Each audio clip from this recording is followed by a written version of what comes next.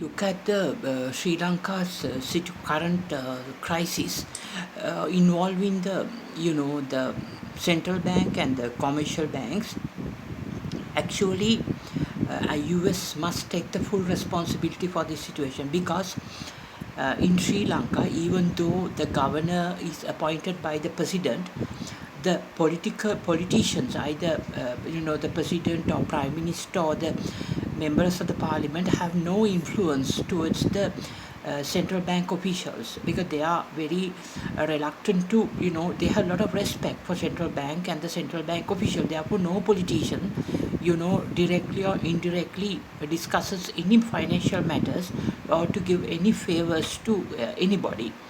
Actually, it is the US government that created the central bank in Sri Lanka under American support as the US citizen. That time, Mr. John Exeter as the first founding governor. So since then, the central bank employees who are working for the government of Sri Lanka are very corrupt. That's what we say. They only want money because if somebody says, okay, so and so is known to me from central bank and apply for a job in a commercial bank because commercial banks are under supervision from central bank, or just mention in their resume or curriculum vitae or the bio data the name of a central bank employee, immediately that person is taken to the commercial bank because central bank holds some anchor in financial matters, borrowings, and controlling the US dollar reserves of the government of the Western countries' currencies.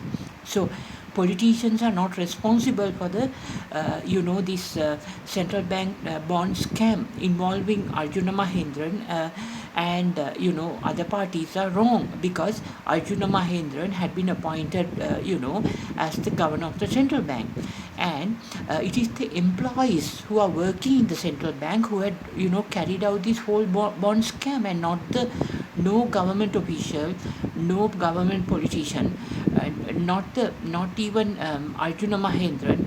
Nobody has done this scandal. It is the employees who are working inside the central bank who are so corrupt because they don't have heart values. They only think either you murder or somehow they are survival. They think they have a good reputation. They are the biggest bankers in Sri Lanka, and all other must respect them, and that's how they make all politicians, everybody else except those who are working in the central bank, under their control. So this situation has happened because the central bank employees have a greater say in deciding to whether to negotiate IMF loans, and with IMF also considers the request made by the central bank employees, who are after all the government of Sri Lanka salaried employees. So IMF doesn't listen to the politicians. IMF sometimes, if there is a favorable politician as Sri Lanka's president or prime minister, IMF may accordingly oblige the central bank employees. But if there is some president or prime minister of Sri Lanka who is not really the what the US government or the European or the UK governments prefer, then IMF doesn't, IMF or the World Bank or US government don't oblige the central bank employees. So this has given some political, control over the economy to the central bank employees.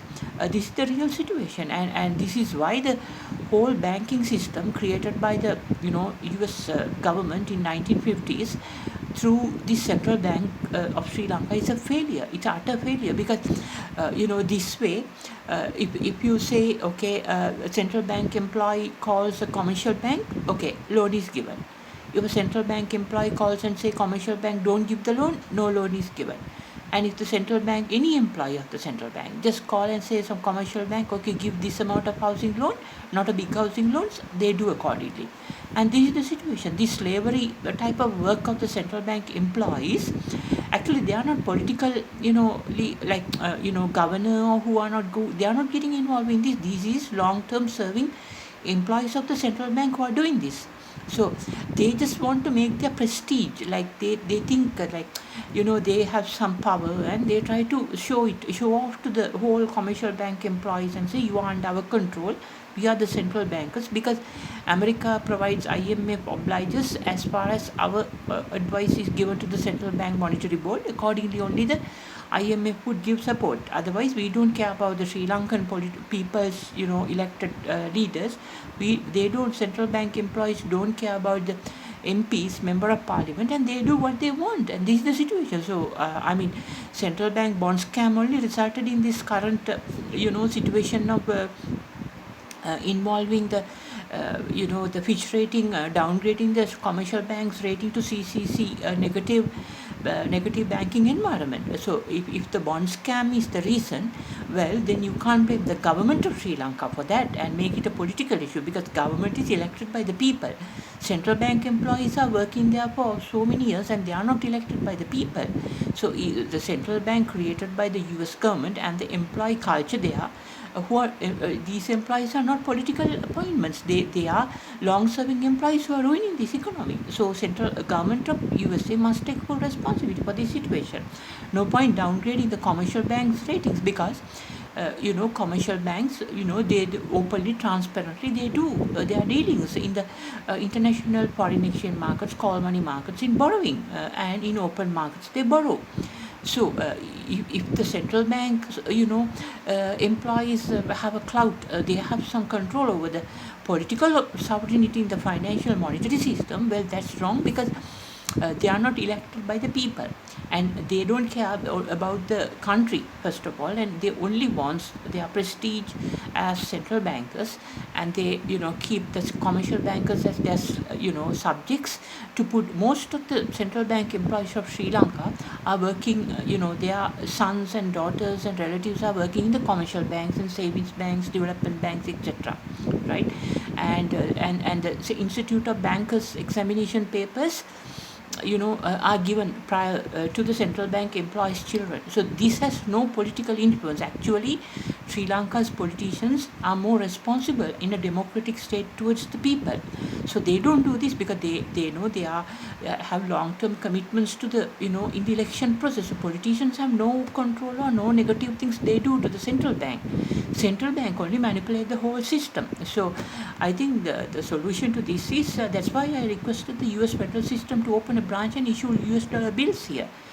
Because this way, when the commercial banks, the ratings are downgraded to CCC negative, as to indicate, the negative banking and negative operating environment, what happens is it's a general public of this country who will, undergo the problems. And like in Iran, Iran also, even though Iran is not a like a democratically, as in that case, it's a terrorist state. But in Sri Lanka, we haven't got involved in other countries' matters. We were trying to solve our country's problems, right?